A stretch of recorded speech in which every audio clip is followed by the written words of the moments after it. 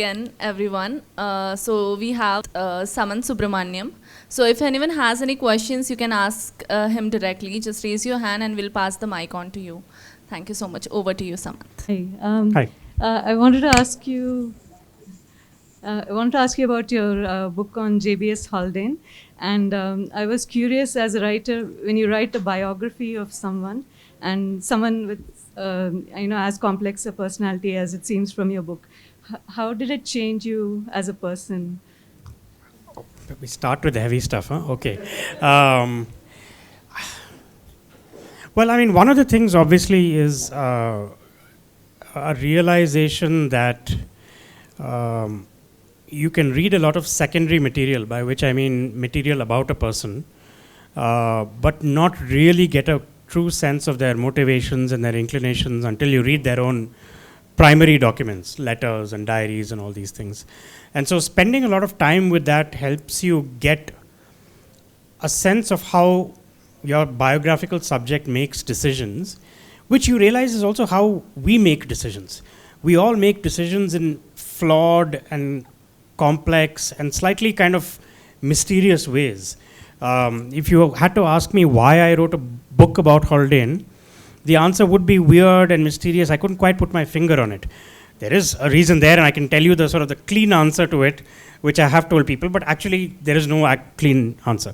And so Haldane's life also was like that. You know, the political decisions he made were influenced as much by his childhood and his father, as by his time in the war, in the trenches, as by his exposure to the new science of genetics. And how much each of these played a part and what kind of part they played is the task of the biographer to put together. But then when you finish the book, you sit back and you kind of realize just what mysterious, fascinating people human beings are, and gives you a lot more tolerance is the wrong word, but I guess kind of forbearance with people and their own decision-making processes. So that's one aspect. The second aspect, and this is, it has nothing to do with the understanding of a human being and so on, but I realize that it's not often that we as human beings get to spend time with a person's life trajectory from birth to death. It happens so rarely, and unfortunately it'll only possibly, the only case I can think of is the parents of children who pass on early, you know, where you see everything, the whole sweep of the life. But the biographer has that weird vantage point in some way. So when I'm reading his letters and diary entries towards the end of his life, I am simultaneously also privy to his letters to his grandmother, you know, when he was a boy eating ice cream. And that was it was a strangely moving experience. And I've asked a lot of other biographers this, did you feel sad when you came to the end of the life?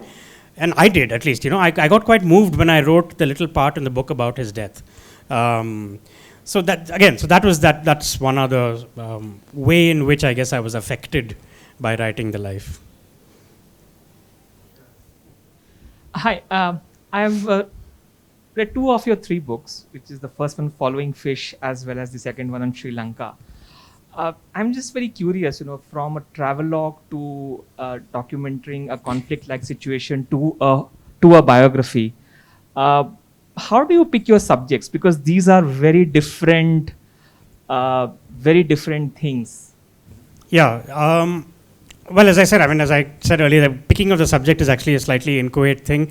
For the first two, I can tell you it did come about in slightly easier methods. The first one, literally somebody at Penguin came to me and asked if I had a travel book I wanted to write, and I thought of this. The second one was the result of, I was living in Delhi. It was 2009 and the Sri Lankan war was ending, and I had a number of friends who were Sri Lankans, and I would talk to them often about, you know, the end of the war and what will follow. And it seemed to me sort of almost natural for a journalist who speaks Tamil to want to go to Sri Lanka and talk to people and hear some of these stories that have been playing out for the last 30 years. But your question is a very valid one in the sense you clearly see quite rightly this jump in genre more than anything else. And the answer to that is, I think that I see my job primarily as that of a journalist. So I have a small, like Liam Neeson in Taken, I have a small but finite set of skills. And I can kind of use those in various situations. I can kind of go and interview people, and I can look at things, and I can do research. And my operating principle on all this is that given enough time and within reason, I can produce something that is readable and maybe informative.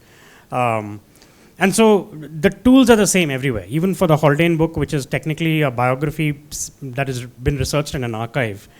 And I did very few interviews, almost no interviews for that. But still, my essential principle is I will do my research and I will synthesize it and I will kind of try to understand it and then explain it to my reader. So I don't see these as jumps in genres, but it is fun to do that also. One of the challenges of doing the Haldane book, for example, was can I make it as vivid and visually rich as a journalism can, and sometimes that's hard because you're dealing with secondary material, you're dealing with documents and letters and so on. You don't necessarily know what the world is like that Haldane lived in, so you have to figure out where to get that material and how to build it into your narrative, how to get scenes and dialogue without making anything up, and so it's a nice sort of stretch of your legs to be able to do that. My question sort of segues from the first one. It's about Divided Island. It is so harrowing and so humane. At times, I feel there are two Samanths or there are two author voices. Do they peacefully exist in your writing, or do they sort of run? Do they peacefully? I'm sorry? Oh, I thought I'm supposed to keep it far. Okay, do they peacefully, exquisite writing. So, the harrowing parts had me wanting to, come to the end, and the humane parts were extremely well written. So it seems there were two, like you normally have a strong author voice. So just curiosity in your writing style, did the voices peacefully exist? Were they running on parallel tracks? Or were they jostling for attention from each other? I'm sorry if it's a bit complicated. No, I understand the question perfectly. Maybe the one, so that I have two answers. One is that especially with respect to the harrowing and the humane, I think for any of us who are empathetic, who have empathy, the only response to the harrowing sometimes is to be humane, is to kind of attempt to share in however small and frail a way some perspective on this tragedy that the people who have undergone this tragedy have. And so and in transcribing some of these stories, you internalize a little bit of it, and so you get a sense of the harrowing, but then your response is to be humane. But with the other question is more interesting, which is that what is an authorial voice? And there is a voice in which writers tend to write as a kind of natural course that maybe stems from writing for a long time and maybe reading for a long time. You internalize little bits of things you've read elsewhere, and so that is one aspect of it. But the second, and this is something more interesting, which is that I think the most effective way to write a book like this, Divided Island, or a book that is about an essentially tragic event, is not to be not to have every page drip with pathos and tragedy, because I think the effect of that wanes. Because these people who have lived lives through the tragedies, through the war and the displacements and the riots, are able to, on a day-to-day basis, have a semblance of some kind of, human emotion exists on a continuum, and they experience all those emotions. There are moments of joy, there are moments of absurd humor, real humor, all of these things. And so the effective way to do this really, I think, is to try to capture that. And so then so you would know, there are parts of the book that verge on the humorous. Maybe you laughed and then you felt weird about laughing because this is a book about displacement and war. But that is what life itself is like. And so the attempt always, I think, is to try to capture the entirety of that experience in any book that I write, which applies to the Haldane biography as well. Even in the midst of the politics, there is absurdity, almost always. In the midst of the science, there is error. In the midst of tragedy, there is joy. All of these things, and getting that kind of texture of tone. Also, at least for a reader, when I read books like that, it draws me in much more and helps me to understand things as an entirety rather than just as one straight 300-page streak of tragedy and sadness. Hi. Hi. Can you hear me? Yeah. Yeah. So I just finished reading This Divided Island. Absolutely love it. So my question was, in fact, about the book. So firstly, how do you do you still follow what's happening in Sri Lanka? How do you how difficult is it to let go after you've written the book? Do you look at it simply as a project, or do you still feel connected to it or obligated to follow everything that's happening? How does it influence your own life? Because the Rajapakshas are back in power, so I'm pretty sure it must be hard for you to go back to Sri Lanka if you wanted. So yeah, just that. No, you're completely. I haven't let go at all. I still have friends there, both regular friends and people who helped me during my the time that I was living there and kind of researching the book. I follow the politics endlessly, sometimes obsessively, and I have gone back a number of times to do reporting again. So I think the last time was in obviously before the pandemic. So 2019, in about August, I went to do a big piece about the Easter bombings and about two of the bombers who grew up in quite a wealthy Muslim family in Colombo and were radicalized seemingly out of the blue. And so the question of who this family was, what this family was, who these people were. So I did a piece about that. So to that extent, I do keep following up. The difficulty has been, and this is something I, as much as you try, it's hard, is to keep up. It's to keep up with and to keep in touch with the people who are displaced in the north and the east, or were displaced when I spoke to them back in 2012, 2011, 2013. And their sort of contacts keep changing, their phone numbers keep changing, and they're often not on email in the sense that we're all on email. With those people, it's always kind of, you go to the other common point of contact and ask them how they are, and then try to get back in touch and so on. But it is also unfortunate, This Divided Island came out 7 years ago.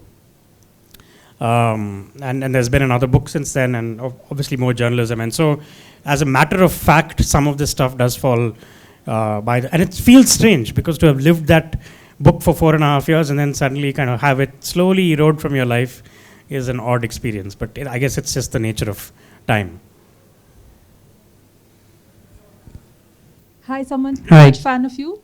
Like everybody else, I loved This Divided Island, and I also look forward to your newsletters. I really like that thing about the boy in Thames. I just wanted to ask you about your writing process, and what's your future project? A little bit of Okay. it, yeah. The second question is easy to answer. There isn't one, because I don't know where I can go and what I can do by way of research, thanks to COVID. So even if I had a book idea, who knows where I could go to research it. So as of now, I'm kind of just waiting to see how things pan out.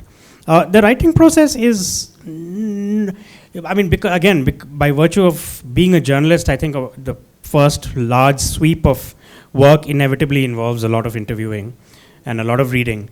Even when I'm not on a project, but when I'm between projects, I find that I'm often just talking to people. I will kind of email people, and people I don't know personally, but I will just ask for conversations. And at some point, maybe something will come out of it. Maybe nothing will. And then when I have about 90% of my material, at that point, I start to sit down to write. And I'm a very slow writer.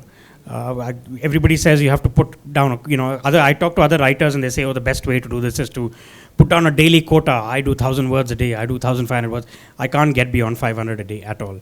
But it varies for different people, but I'm very slow, mostly because I'm very distracted. But it's the kind of, I always do a structure. I've learned that this is a good idea to always do an outline first, however rough it is, and to try to work towards that outline. I don't revise much once a draft is written. So, like if you've read This Divided Island, it's almost exactly the draft that I turned in, except for a few changes. But it's only because I go so slowly, and I kind of like, so the sweating is happening at the beginning rather than the end. And that's sort of it. And again, it's you'll find different writers have different ways of doing this. Mine is always front loading the writing earlier, so I tend to write from about 5:30 in the morning to about by 12:31 I want to be done with it, and then I can do other things. It makes it more challenging because the book writing is invariably not the writing that is paying my rent. So the book writing comes in the morning, and then article writing comes in the afternoon, and so that's usually the way I partition the time. No projects though yet. Hi, good afternoon. It looks like this divided island is really monopolizing conversation here. My question is also about this. If you were to approach it again and write it today, would there be anything you would do different? This is so odd because somebody else asked me this exact same question just yesterday. It was not you. No, I haven't met you before. I think my approach would have been the same. And my essential conception of the book would also have been the same. So books are, it's weird. I mean, all of, literature and books in particular are meant to be these outpourings of creative processes, almost spontaneous. But actually there's so much strange calculation that goes into writing a book. So let me give you an example of this.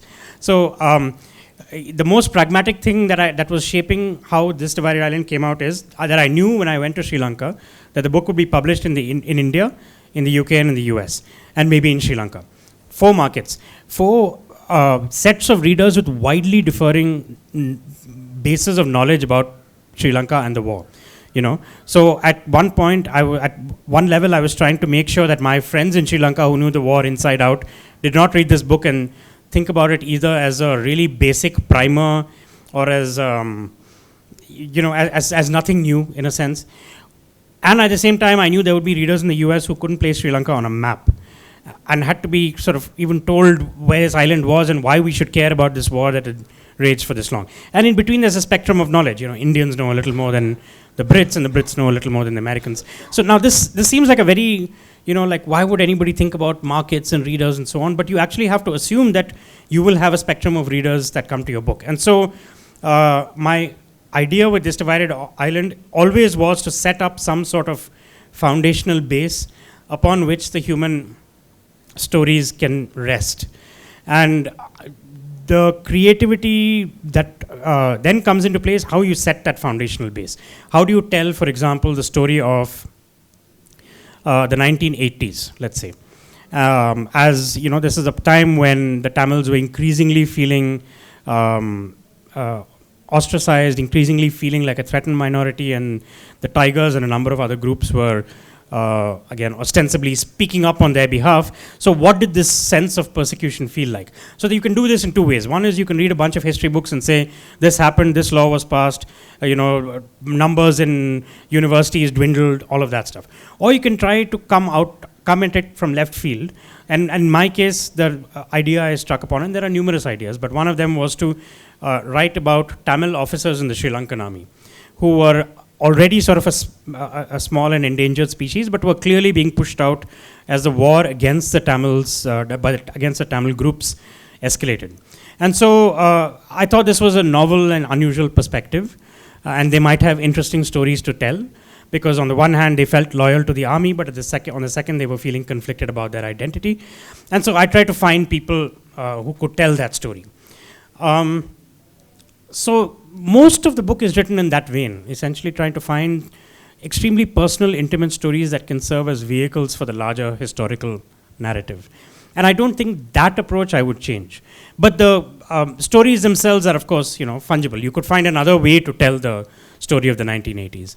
So this is the kind of, as I said, like strange, like you asked how to write, and the answer is that you do a lot of this calculation before you start upon what you might call the creative work of putting words on paper.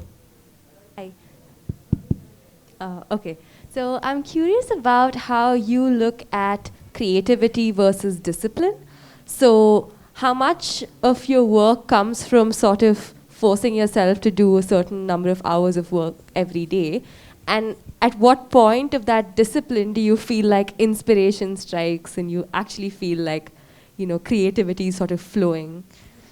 99% is the first, essentially. Like, it's sitting down on the computer to write is, or even, even before that, journalists are supposed to pick up the phone and call people all the time. I hate cold calling people. And so, even that kind of effort or discipline, that's the first step. But the writing itself is, again, as you said, it's just making yourself do it again and again. If you do 500 words a day, 7 days a week, at the end of the year, you'll probably have a book, assuming you've done the research. And the creativity then also just lies, at the very margins almost, in a sense. You're writing a sentence and you're kind of trying to think of create a sort of unusual imaginative way to convey a particular bit of information. The bit of information is something you've taken from your research. And the sentence has a function and a purpose. And every sentence does that. And at this, in a paragraph, the paragraph itself has a function and a purpose. And so you're thinking in these, again, extremely calculated ways about some of this stuff. And when you finally have to think about creativity and imaginativeness, that only comes at the margins. An unusual word to think. You will be surprised how much of my time goes into typing synonym important on Google, to think of like unusual words, that can substitute for important, that might at least spark something in my mind. So maybe I don't use that, but just like synonym all the time on Google. And then you start to kind of, once you are able to put that discipline into place and you have a structure that you're working from and you have the research, then you feel a little liberated to be playful and to and even structure, there's some kind of imagination and creativity, but primarily it is just how tight can you make this assembly of material. And so it comes to the point where I used to once write for fun, and I don't do that anymore. I'm on vacation now from Monday for like 2 weeks. I'm not going to write at all. And I really look forward to that, because I know that. So it's fine, but this is what work is. All work is going to feel like a drudge and a chore at some point, however, artistic and imaginative and free-flowing it appears to be to the consumer or to the reader or the observer. Hey, Samanth. Hi. The prelude to this question is that I don't know how many people know that you began your career as a cricket journalist, right? And so I have a couple of questions leading from that. One is, you've been involved in this very interesting project recently about bringing back to life a book that was pretty much dead and done, I think, War Minus the Shooting. So tell us a little bit about that and the possibilities that kind of a project has. And the second question, of course, is, do you think of yourself as writing a sports book at some point of time? Okay, the first one is it's a very exciting project. It's primarily conceived by this small group of young men. One of them from Bangalore, Siddhartha Vaidyanathan, who is a cricket writer also. And the idea is to kind of look at excellent cricket books, the cricket books that are out of print, out of copyright maybe sometimes, but that deserve to continue circulating, because we would all like to get our hands on these magnificent books. And fortunately Amazon offers a way to do that now. You can publish to Kindle, you can sometimes even do print on demand in some countries. And so with War Minus the Shooting, what Siddhartha and his colleagues and I did was to buy the copyright from the holder and kind of publish the book, which has come out now. In fact, there will soon be a paperback edition in India as well, to go with the Kindle version. But it's just one of the, it's a symbol of how conflicted we feel towards Amazon, where on the one hand it allows you to do something like this and keep excellent books in print, but on the other hand, of course, it's evil. But this is, it goes to the larger question of sort of what a good cricket book is or what a good sports book is, and War Minus the Shooting is a book about the 1996 World Cup, which took place in India, Pakistan and Sri Lanka. And Mike Marcuse, a writer who was American-born but lived in England for a long time, fell in love with cricket, travels through the subcontinent, writing about the cricket, but also more importantly, writing about the political and economic trends that surround the game at that crucial point. And all the observations he made then about the politicization and the commercialization of the game, we can see the effects of that play out right now today in the IPL, in Jay Shah being the BCCI secretary, and all of these other extremely problematic things that are happening with the game. So this is the genesis, and I urge you all, if you love the game, or even if you just want to see where cricket fits into the Indian tapestry, buy the book and read it. You won't be disappointed. He's an excellent writer. Would I do a sports book myself? Yes, but only a book like this, I think, not a book about sports per se. I think all of these, I teach a workshop for The Guardian on long-form journalism. And I keep my pet theory here is a theory of what I might call layers. And the layers are always at the top of the book or a piece exists what you might call the plot. And the plot here is just who won the 1996 World Cup. It's Sri Lanka, an underdog team, fascinating story. But then there are always 2 or 3 layers below that. And layers below are deeper and more universal, sometimes more abstract, but they are the ones that will stand the test of time. And so if you want to write a book about a biography about Muhammad Ali, for example, you would do it the way David Remnick did, which is to examine his position in society as a black man at a time of intense racial conflict and controversy. And so if there's a way to write a book like that, where the underlying layers are rich and powerful, then by all means. But I think that has to be there. And these layers sort of are so these layers always kind of braid in and out of each other. So if you think about a strand of rope with 3 or 4 knots, 3 or 4 individual strands that keep winding around each other, that's essentially what these stories and these books are all like. So if there's a chance to do that, yeah, why not?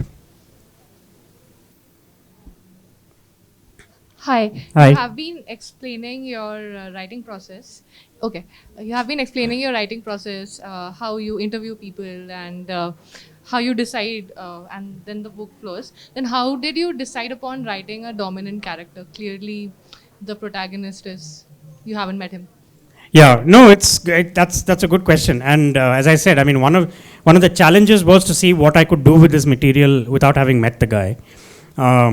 And you obviously embark on these kind of projects only after you have reassured yourself that there's a lot of material out there. So the first step was to make sure that I knew what archives existed, what kinds of documents existed in these archives, what books and printed material are out there. And then once you know that there's enough of it, you try to think about triangulating all this information and building a kind of 3-dimensional portrait of a person like Haldane from this. And it's not just his own material, but other people writing about Haldane. And that exists also. And then the challenge was to see, well, can I write essentially a profile of Haldane that is that unfolds along the same lines and with the same kind of richness as a profile I write of other people who I've interviewed at length. And fortunately, there was enough material. But there are plenty of cases where there aren't, I mean, I've been reading a bunch of biographies recently for another project, and you can see how the text strains at the edges when there isn't enough stuff there. The character feels flat on the page, and the writer does these kind of strange tricks where they resort to describing the times that the biographical subject moved through rather than the subject himself or herself. And then it starts to feel thin on the page. So you really have to do a lot of homework beforehand before you realize that you can do this. You can flesh the character out. Why him? Oh, so the neat answer is that I arrived at Haldane backwards. I had learned at some point that this guy was a scientist who lived in, an English scientist who lived in Calcutta, Scottish really, and died in Bhubaneswar, and I was very confused about that. Why would a scientist come from the UK come to India when a lot of scientists were going in the opposite direction?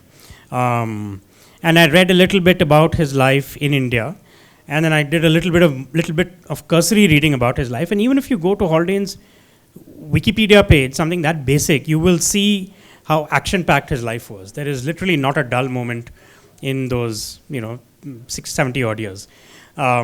He was in Spain during the Civil War. He fought in the trenches. He was involved in top secret military research in the Second World War. His father experimented on him when he was a boy. He had 2 marriages, both, the first of which was very contentious. He almost got kicked out of Cambridge as a teacher for doing that, because you weren't allowed to marry a divorcee back then, according to the Cambridge rules. So all of these, and his reaction to all of these events, as well as to the times that he was living in, was to think very seriously about politics and science and how they should respond to these times. And that's something I think we still do today. We are living in weird times, and we don't know how politics should respond, what kind of politics is appropriate, what we should do with science, and the scientific powers that we have, and all of these subjects were what Haldane was thinking of as well. So I think at that point, when you start to find this much richness, then you think he's just ripe for a biography, or hopefully even a movie where Benedict Cumberbatch will play him.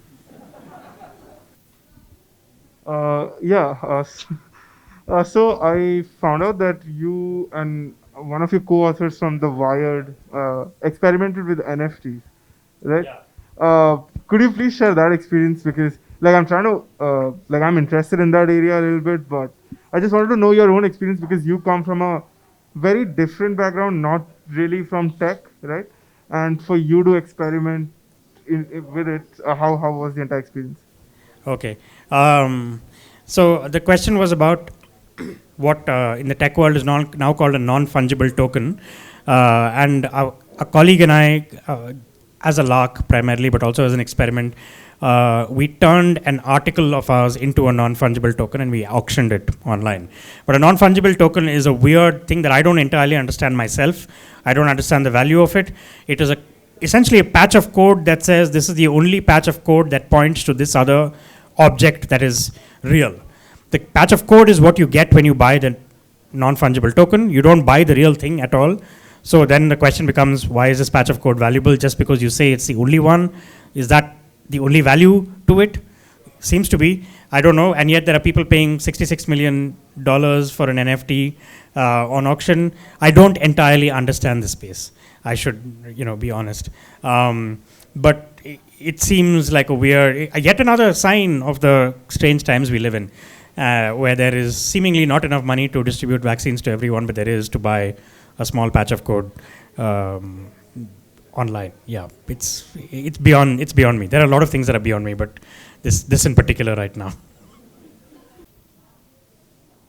I must confess I haven't read Divided Island, but I was in Sri Lanka. I was part of the IPKF. So just wanted to hear from you. Do you have any stories of what we did? And I was in the Air Force. Okay, so yeah. I like the caveat. I was with the Air Force. So yeah, if you would like to share some stories.